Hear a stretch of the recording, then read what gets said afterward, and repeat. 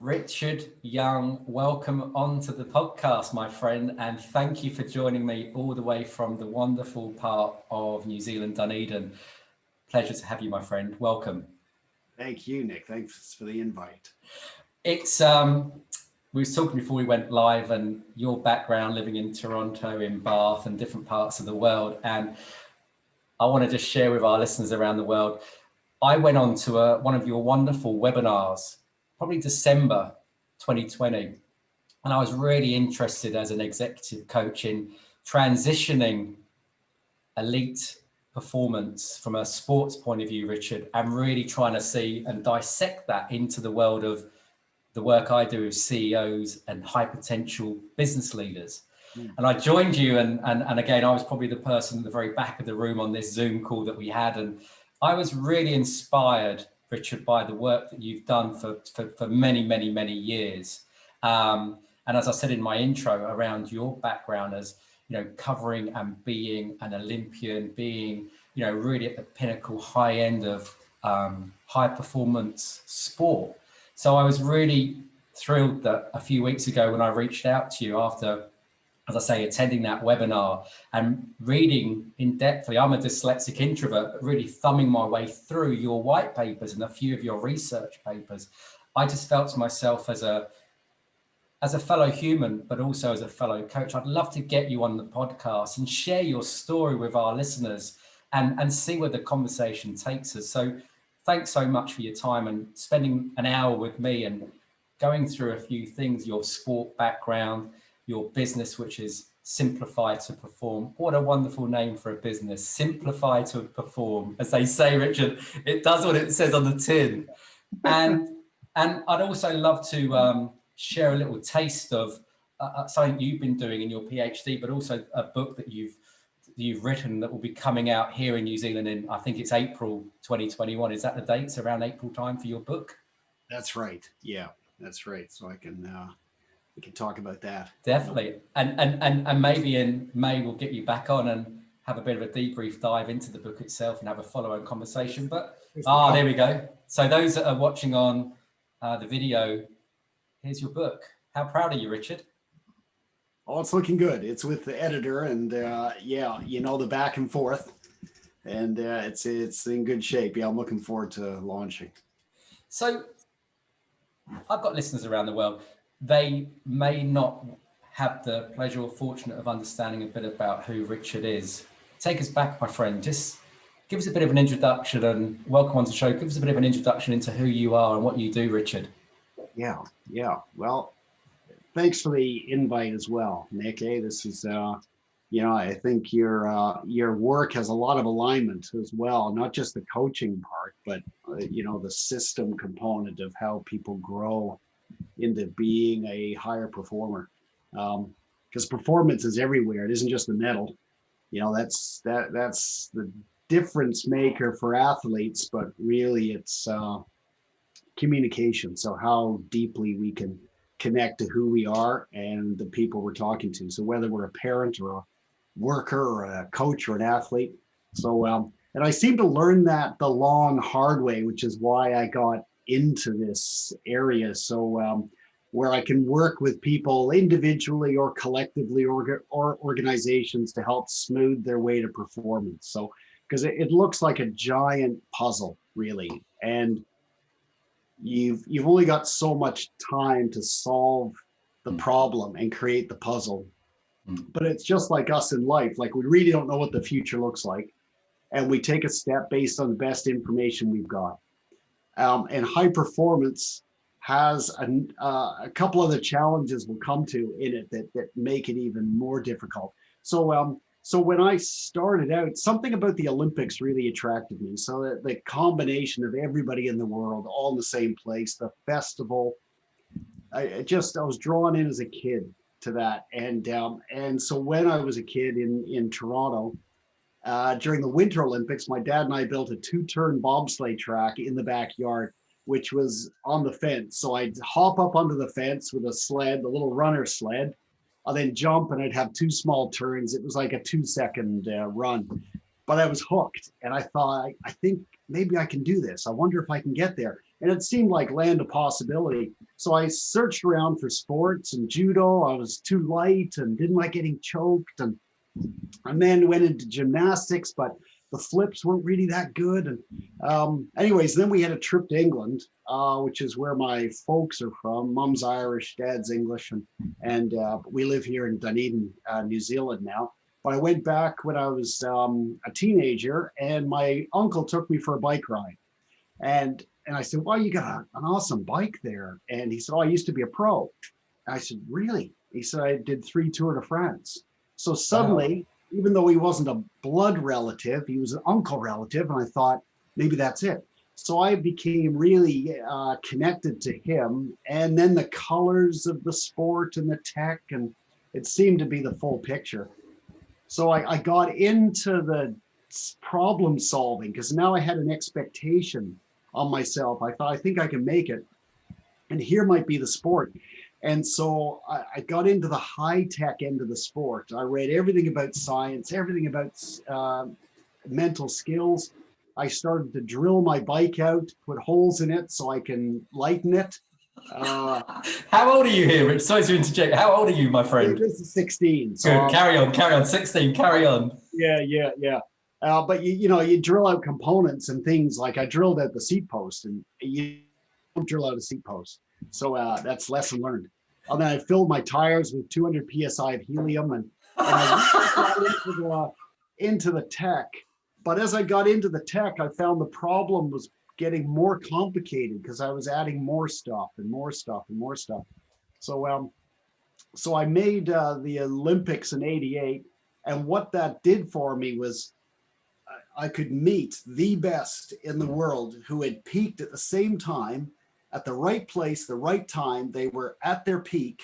That fascinated me. And so I talked to the divers, the swimmers, the water polo, the wrestlers, the weightlifters, everybody. And, I should have been focused on the bike, but I was focused on, what people were learning, and a lot of coaches, and then talking to medalists after they won. And there was something different. I could tell the people who are repeat medalists, there was something different, not just characteristics. I didn't think it was that right from the start. It was some systemic component that they carried as they moved into their performance. That became a life curiosity for me. So I worked across countries.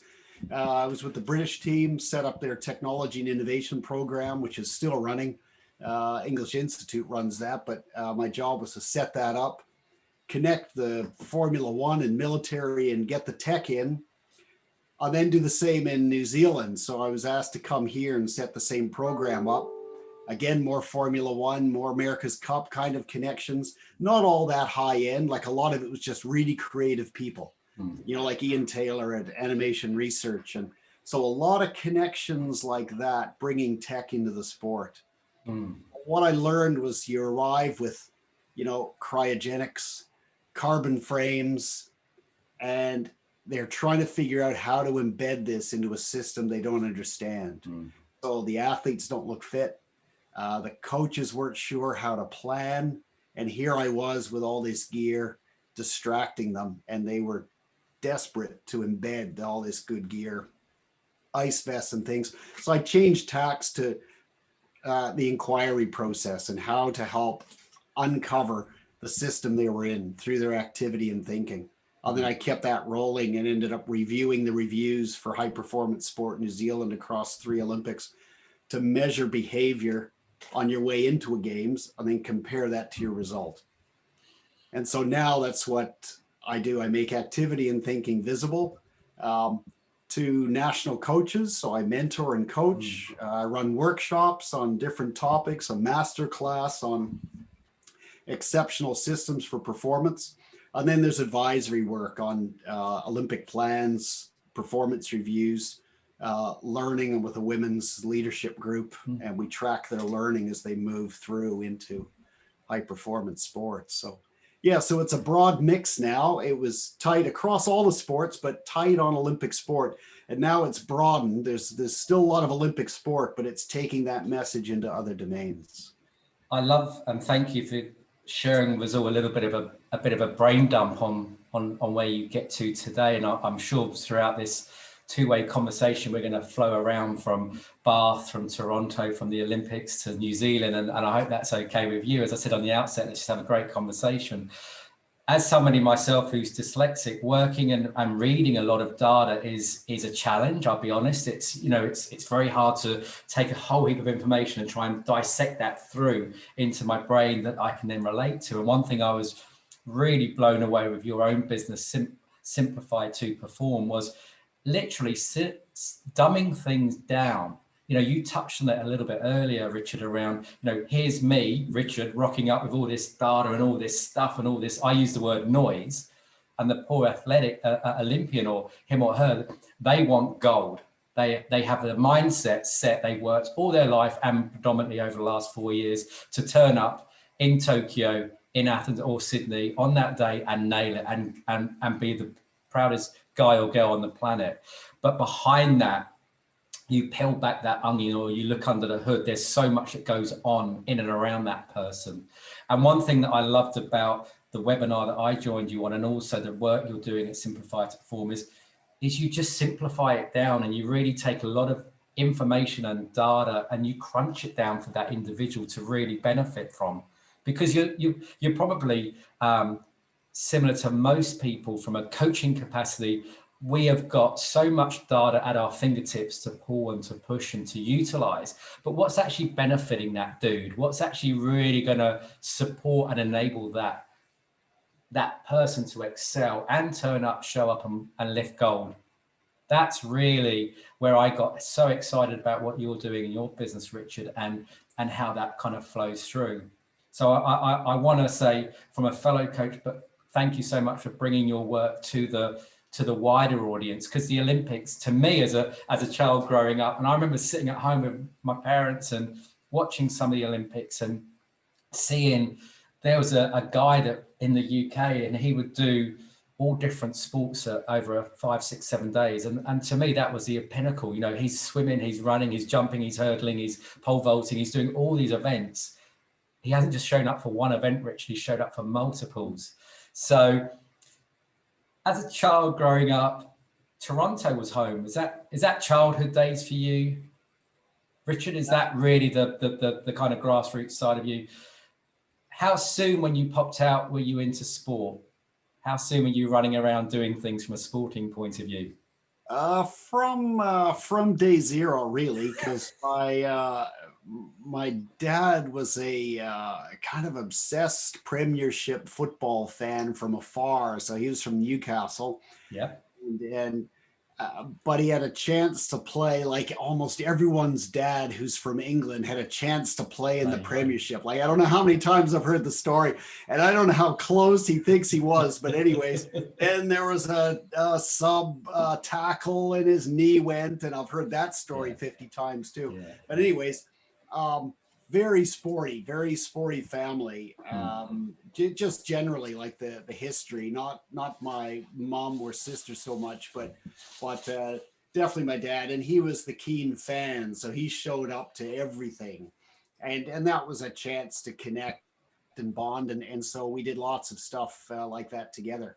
But it was more the performance and finding my channel. That's what I and then when I got into coaching, that is what I focused on: how to find the right channel and simplify the plan so we get somewhere.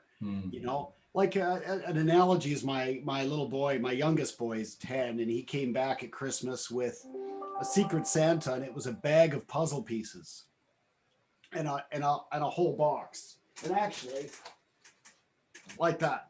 Brilliant. Yep, you're going to lose one piece in that box, Richard, but hey, there's a box of goodies in there for him to play with. Yeah, that's right. So there's there's about 10,000 pieces that he brought back with no box. So just a bag of them. And there's, Dora the Explorer, there's Lego, there's Tron.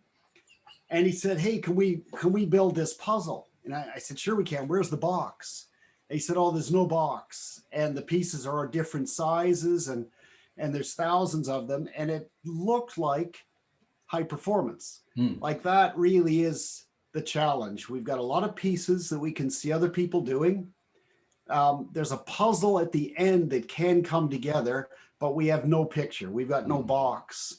And a lot of science is around best practice, which isn't helpful because best practice would be find the box. Whereas I said, so how do you want to start, Leo? And he said, well, you find the edges, I'll find the corners. So we started that way, and best principles turned out to be the best way, not only to build the puzzle, but the way to find our system, our highest performing system, is sort out what are the best principles and what other people do, what they do. So not cut, edit, paste, it's cut, emerge, paste, like see what emerges in our own system. So it takes a lot of deep thinking, but once we're in there, we start to see connections and we fly. So from a coaching point of view, if we kind of move that conversation into your business from an individual coaching point of view or a group coaching capacity, you've got that box of jigsaw pieces with an athlete, with a human, with a business, whoever, and together with the team, with your team and that athlete, you're trying to shape what that picture might look like and could like, and put stories behind that. Or just talk me through how that box of jigsaw pieces end up standing on top of the podium at the Olympics lifting gold. Have you got any kind of insights into that for us to share that would be really valuable to hear from your side of things? Yeah. Well, in my work, I don't work with athletes deliberately because they're supported by a coach and a support staff. And if you go around them, so that's kind of been a mental model for me from the start. Never go around the coach. So the coach is key. And for the system to become visible for the athlete, they need the coach to replay and to really care. And the go around is a distraction. But the process is really to make the system visible for all those who are involved. So the coach, so when I work with coaches, it's their system. They may have one athlete in their system box. They may have a number of athletes. They may be the leader and they're focused more on the skill set of the support staff. That's their system. And the process is in there. So the leverage really is making that system kind of like a blue box, a blue dot on a blue box. You can't see it. Fish can't see the sea. So when it's replayed back, they're the expert on the context. And when they hear it come back, they think, oh, I got an idea. That actually doesn't work. I've repeated that so many times. And we start to get into a system conversation. So then it's like a Jenga game. You can, when you build it up, it's a piece of cake. Anybody can do that. But then you have to start taking the one where you take the blocks away? It topples on down. So then every block you're paying attention, right? House state, you're looking at it from all the angles. You're looking over top, if I got it. And when you remove, your focus changes and you start to look at the system you're in. When you're adding, you don't look at the system. That's where there's competitive advantage. So that's actually what it looks like on a number or on a formula. Basic as that. So beautiful. Knowledge experts add, performance experts subtract. And I say most problems in high performance are addition problems that need a subtraction solution. And so I come in with a subtraction inquiry, and then together we sort out the solution. So you're not loading up more, you're extracting something away from that to fulfill it with something that can go in its place. That's right. Not adding more to the Jenga box to make it even taller, Richard. Is that fair? Is that a similar way you're saying? Yeah, that's right. And then if we look at a number, a lot of the mentored people, we put a number to how much non-performance related activity we're going to be able to cull at the end of this. And some are at 25%. So out of all, because we map activity and their activity is now seen in context of performance and interconnection. And like Jenga, we take a few of the lower ones, a couple of the middle ones, but not everything at the bottom. And pick and choose, and it lightens the load, straightens the whole machine up. And alignment is key, like, alignment's key, and a lot of that can come from reduction. It's hard to align when it's a busy room. Again, I love the way you simplify things down. Share with myself and our listeners around the world, who would be your, you say thank you and for sharing that around, I'm not necessarily working with the athlete because he or she's got a wonderful coaches around them that are following their journey, etc. So who might be a tip, someone listening out here, who might be a great client for you? Who might be somebody who's listening that goes, actually, yeah, I could really do with some time with Richard. What does that look like to us? So right now they are coaches. Yeah. There's senior coaches and junior coaches. So senior coaches are looking to move into a leadership role. Junior coaches are looking to move into a head coach role. So they have a trajectory they're trying to figure out, like an athlete on performance. They have a trajectory. There are senior leaders who run sports or Olympic teams, and they are looking to align strategy with action. So connect the two.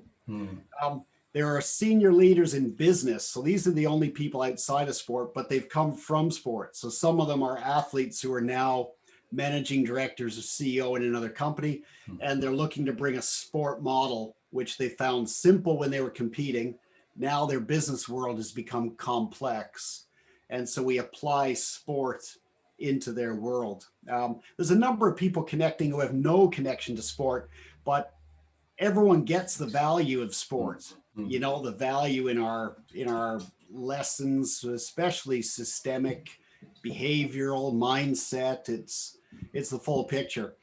And teams. So I work with some international Olympic teams. I work with a women's leadership program. So it's quite varied, but basically they feel plateaued, they feel too busy, and they feel there's potential under the hood that they haven't uncovered. And then usually that's an alignment and a lightness solution, those two. Your customers, your clients, I use the word customers. I don't like the word because I use the word I partner with somebody. I like to partner with him or her. If they're a CEO of a business, or if they're whatever he or she are doing, I like to partner with them and really sit alongside them and work together one-on-one. Your clients, the people you partner, they sit around the world. You've touched on such greatness around the Great Britain and Canada and some of the Olympics, but right here, right now in your business, Simplified to Perform, are these coaches that sitting around the world as well, or are they all based here locally in New Zealand? Where does that look to you? About 20% of the customers and clients, and I like the partner. I like, the investment of time and commitment and the partnership as well. So I commit to the committed is how I put it. So, it's good to select, you can do work you love with people you like, the way you want. And you hear that in different spots. And so there you go. So you can find the right mix. So 20% are in New Zealand and the rest are international. So North America, Europe, Asia, it's all over. And because of Zoom, workshops, they can run for 80 people. And there was a Red Bull workshop. They have a Wings. Wings of Freedom. I can't remember the name of that. And that was a 3:30 a.m. start. So that's kind of on the bubble of, do you really want to? But when it's international and there's, good people to connect to, you've got a possibility. With Zoom, you're 5 minutes from the on switch. I was saying to you, Richard, yesterday I was speaking to a wonderful man, Matthew Young, who's doing some great things. I know we spoke about it before, no relation to you, and he's a coach and he's got a wonderful business up in Canada, and he's been doing stuff around the world. And I said to you before we went live on today's call, isn't it great that you and you're based in Dunedin, I'm based in Auckland. The guy yesterday was in Canada. There's another lady coming in from Iran. So we can just connect with people so simply. We won't share with the listeners how many times we both had to click on today's Zoom meeting, but that's it. We don't need to disclose too much. I liked something you said, which was advancing human behavior performance. That sits really well with our listeners and myself in shaping that. And thanks for sharing with us all about who your kind of clientele would look like and do look like. One thing I'm grappling with in my business is we're living in New Zealand. Many people can relate to the All Blacks. Many people can relate to sporting prowesses, sporting leaders. I sit with the CE, we're working together over 12 months, and they're looking at their teams in business. They're looking at their culture. They're looking at that kind of dynamics. And, you know, the one thing I'm grappling with is you take a sport environment, whether it's an individual, a collective, a group, or a team, or however many you want to talk about it, and how does that replicate into the business world? And I wonder whether you'd be able to, or willing to kind of share any kind of insights, because a lot of kids growing up, we watch sport. A lot of kids growing up, we kind of can get or to see or to taste a little bit about sport, whether it's here in New Zealand or anywhere around the world. When people run businesses, 9 times out of 10, the successful executives, if I like to call them, have got an ability to get people to really follow and to join and to see and to absorb a lot of stuff as an organization.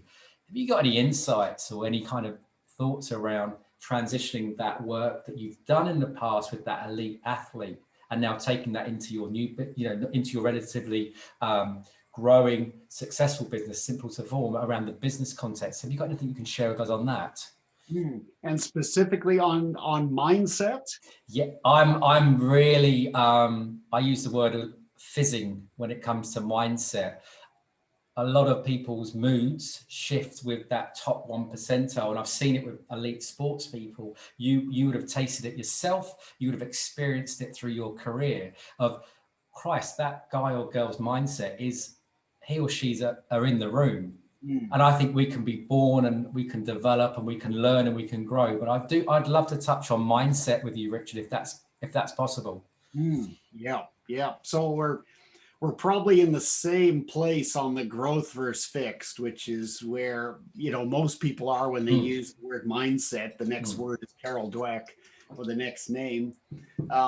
And her work has been, instrumental in framing mindset, but really they are categories. And in high performance, it's action land, right? So it isn't how much do you know, it's how much do you do. It's all voted with action. Everything in high performance is voted with action. You may know a lot, but if you can't do anything with it, there's no high performance in that. So there's a delivery. And so mindset, the theory can sometimes take us into the deep, beliefs and identity, and whereas really I'm more interested in what that looks like. So what happens when you have a growth mindset or a fixed mindset, and can you call it at different times? Because we're not all stable in our outlook and approach, and like we're living, breathing humans, and there's no superpower winning repeat medalists. There is no superhuman. They're all the same. They are human who have found a channel for talent they've got. Yes, if you're 5 feet even, you may not make the NBA. There are some clear facts, but within this talent spectrum, everybody has a color palette that they bring to their game, and often athletes arrive feeling they need to fix, whereas what they've got is a hidden superpower. Like it's a strength when they look at the other end of the spectrum, not I can't perform until I fix this, my anxiety, my mindset. I'm going to fix this, but it's often fixed out of context. And then we have to go back, like team building exercises. We go into the woods and push the ball around with our noses, and then we go back to the office. And it's the same behavior again. So it's really the translation of mindset into action, and how we call that when we need it. So in the work I've been doing, because it's system work, the stronger the system, the stronger the mindset. And athletes, in interviewing repeat medalists after the Olympics, they talk about their routine and their system as coming home. So they're as good as home wherever they are in the world. They're as good as home. And the belief, true, proven, evidence-based belief, not, rah like rah. I call it rah rah. It's actually I love what you do is evidence based, and that's why you're here today. I love that word around evidence. It's not rah rah. Aren't we great? Let's shout from the rafters. So sorry to interject. Please carry on. No, you're absolutely exactly right, because our brain knows if we need that, what's missing. Something's missing. And the highest performer asks the next question. If I, like Elon Musk, if he has Post-it notes, say we're over at his house and we see all these Post-it notes. Are you not coming tomorrow? You didn't get an invite? Not yet. No. I'll sit down. Carry on, sorry, Richard. And so if he's got Post-it notes on his fridge that say, "Go Elon, you can do it, believe," and you look at what he does and you look at that, the first thought would be, it doesn't align. Nothing wrong with affirmation, but proof is more power than affirmation. And so a mindset built on affirmation is a house of cards. Wow. And a mindset built on evidence is supercharged fourth dimension. And often the evidence isn't just your own performance evidence, it's the system you're in.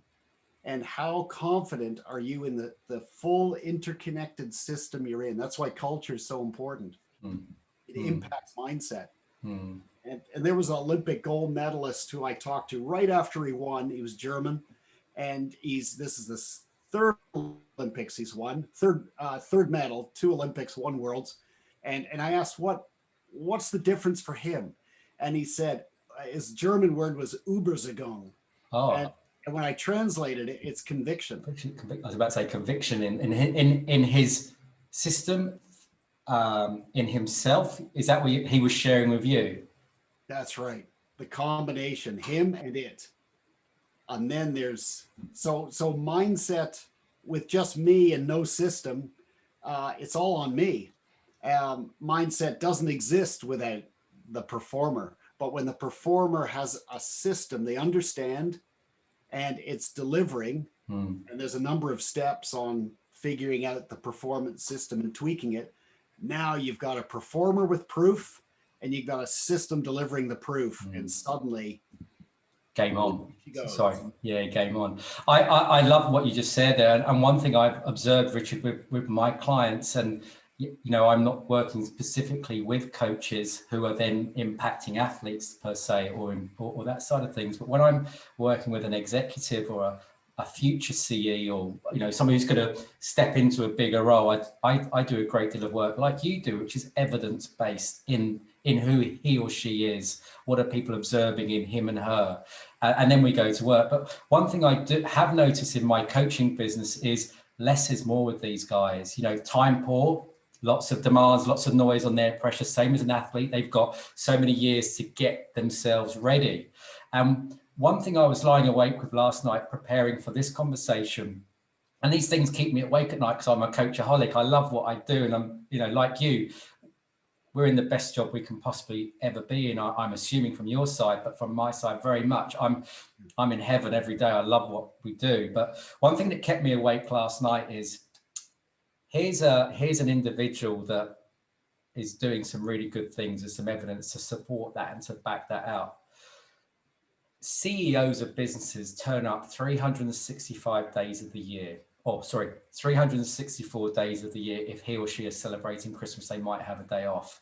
When I look at sport, and let's say Tiger Woods, let's take global names, Mahe Drysdale, Serena Williams, Valerie Adams, there's a lot of work that goes into the sub events, the sub games, the worlds, the local events to get them up to their pinnacle. And when I then look at my CEs and go, shit, this guy or girl's got to work like that for 365 days of the year. And where I use mood follow action, so your mood will dictate the action that you're going to then step into the room and show up. But my concern as a coach is, if I look at athletics or sports, these guys have got an end goal, and it could be the 17th of March, 2021. That's their deadline, that's their date. And then they can kind of plug that backwards and start playing into things. business leaders say to me, Nick, I'm on the go 24/7, 365 days of the year. And when I said to you earlier, it's kind of less is more. There's only one or two things we may like to tweak or observe or maybe look at from a coaching capacity. And the rest we're going to kind of leave because evidence is showing these are a few things that we need to focus in on. When you look in your business, am I right in being awake at night, thinking about, this sports person, Richard, can go and nail that gold medal or that Olympic record or whatever.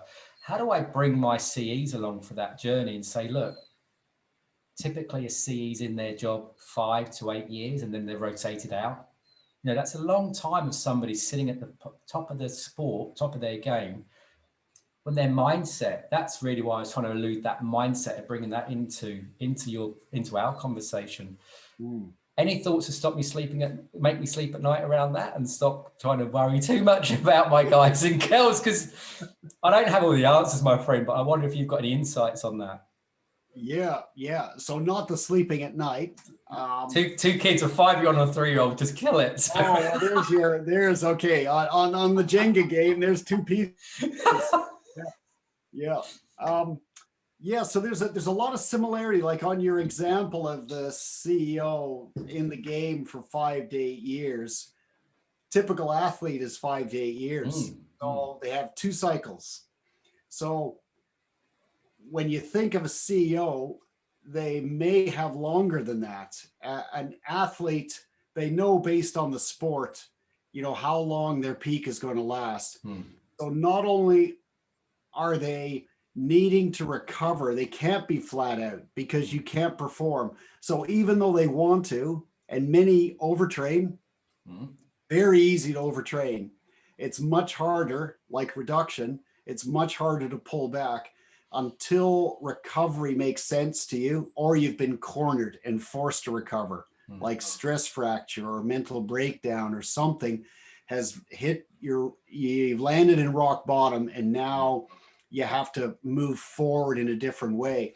So athletes are constantly with their team. So I use the word athlete generally, no athlete is alone. So when I say athlete, I mean their whole ecosystem. So they're moving backwards and forwards the whole time. They're trying to figure the problem out. Sometimes they need that before they need the solution. So they're trying to figure that out. The stopwatch is ticking. They know the day, the place, the time. They can't be late. So Tokyo is this date. The rules are like this. Everybody will be there. Everybody will be ready. You can't say, can I get another month?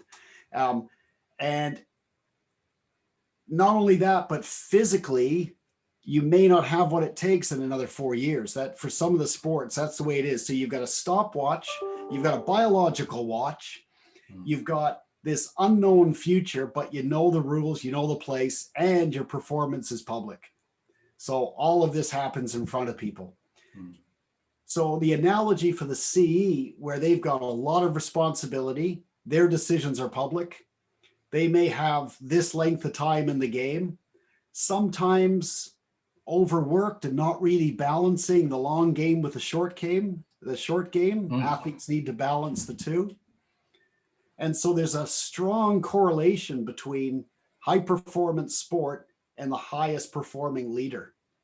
And the work that I do in business, that connection isn't explicit for them. They see their life and their environment as quite different to sport, but there's more similarity than there is difference between the two. I don't know if you find that in your work in leadership. The more I'm alive on this planet, and I'm 46, 47 this year, I just see that there is such a crossover and correlation, or the word you use, excuse my ignorance, around the sporting world and the very successful businesses and or individuals that run and have the fortune to lead those organizations. And when I'm sitting with these guys and girls, it's, I always fall back into, let's talk through a sports situation or a musical or a movie, let's bring that story to life so they can relate to that. And the more I'm seeing in those high potential individuals, they're I think what you said in a little bit earlier around is they are 1 second away from having a stress fracture of their whatever it could be, Richard. It could be through too much work, not enough balance, not eating, not sleeping, all these things that I think in my coaching work, and I know you do the same. It's not just one hack. It's not one quick fix. You know, you've got to look at the whole environment. You know, I remember you saying, you know, the Olympian knows that he or she's going to rock up in Tokyo, but then let's look at their home life. Let's look at their diet. Let's look at their nutrition. Let's look at where their headspace is at. All these things that help. And Dad keeps saying to me, Dad's great. He keeps boiling it all back down to, you're a human, Nick. He or she's a human, Nick. You all have got an innate gift to be able to do something. It's just trying to allow and to encourage and to shape and fall over, pick up, bounce around and evolve as we go. I think this conversation could go on for hours and hours. I'm very conscious of your time, and I would be really keen just to understand a little bit about, if it's okay with you, you've been working really hard on something behind the scenes on your book, which is coming out in April, the High Performers Playbook, the systems behind exceptional sport performance that wins the real game. Can you share with us a little bit about what readers will get from that book, what they might take away before we wrap up today? Give us a sense of your book, and congratulations on getting it to the editor stage anyway. Yeah, sure. So it's dashboard-like. So we need best, like my son and his puzzle, we need best principles. Best practice is too late, and it's locked into a context. So it really is an inquiry process of best principles. And so it lays out a pathway across a triangle of me, us, and it. Mm-hmm. So me, the performer, us, the team, it, the system, and how we grow, what the foundation components are for each of those three as we grow, as we become high performance, and then as we become exceptional performance. And they add up and they compound to each other. And then once we have those in shape, we've got a reference. There's a picture. And it's not necessarily the color picture of how it's going to operate for us, but within each of those are principles that can help guide us and trim the Jenga tower so that we're really focusing on what matters. Because the integration of the 9, which is in the book, is an exceptional performance system. So based on the review of medalists and non-medalists, based on the review across 5 Olympic Games, and just history of being involved with 9 Olympics, and having seen who comes, who goes, what they do, how they operate, what success looks like, and which ones have success without actually winning a medal. Some move on, their time isn't now. And sport isn't 5 to 8 years, it's life. There's so much that is learned about sport for life. And so there's another aspect to this, is helping people make better decisions with the time they've got in sport and then onwards, so that they can be a better leader, they can be a better performer in whatever avenue they travel after sport. I think our listeners will take a great deal from that, whether they're a coach, whether they're an individual, whether they run a coaching business, whether they're a leader of a business, whatever stage of life they may be, or like myself, someone who's very interested in seeing a human perform in whatever stage, what environment. I'd like to maybe put some links up coming up in April and share that out with people as well, of how they can go around purchasing that book, and maybe a bit of an insight into that book, which we can sort out at another time.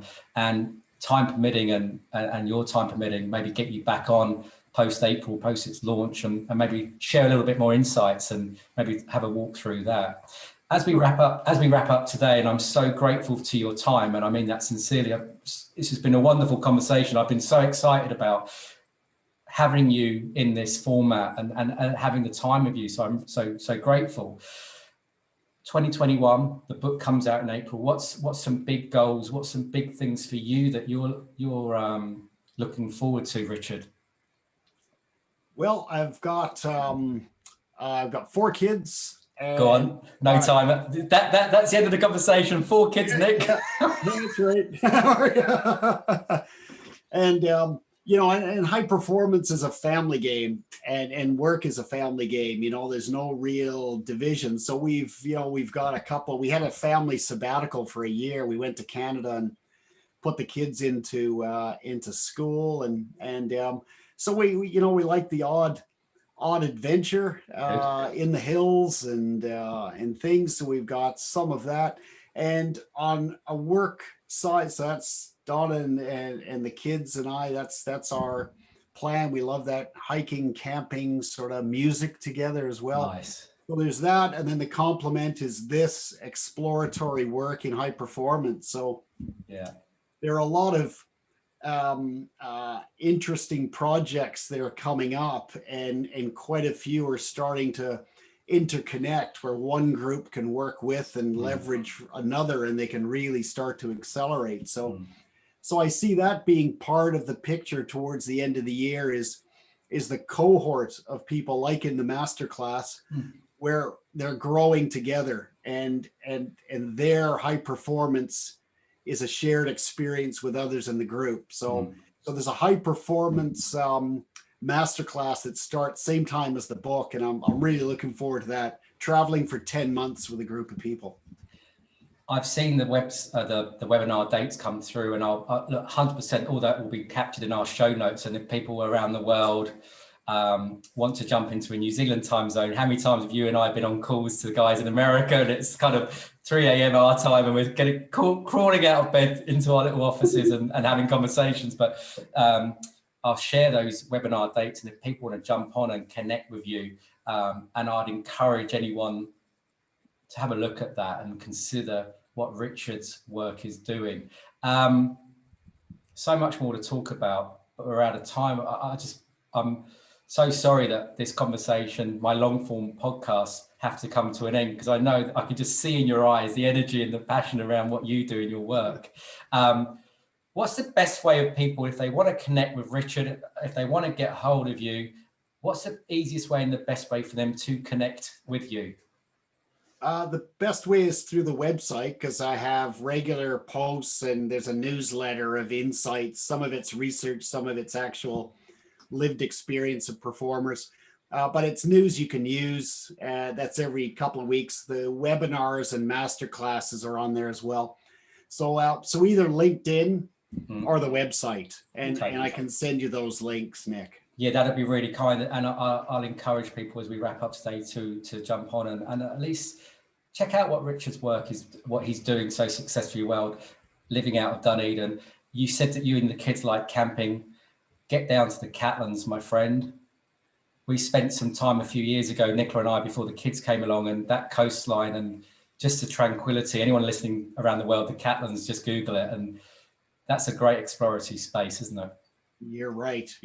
Beautiful. And Stewart Island, there's so many incredible spots in New Zealand, incredible spots. So, yeah. Well, look, I want to leave a quote. I received one of Richard's newsletters, and I do thumb through these. And one of the quotes I'd like to take, if it's okay, as we wrap up and say goodbye to each other, is, more than winning, I believe it's our job as coaches to develop our players into responsible leaders. A wonderful person, Pat Summit, said that in one of your newsletters. And I think that's a great way as we wrap up today. Thank you very much for your time. And I can't wait to actually sit down in person when the time permits and have a coffee and have a follow-up conversation. So I'm going to hit stop now, and thank you so much. Thank you, Nick. Thanks for the invitation. It's been a pleasure.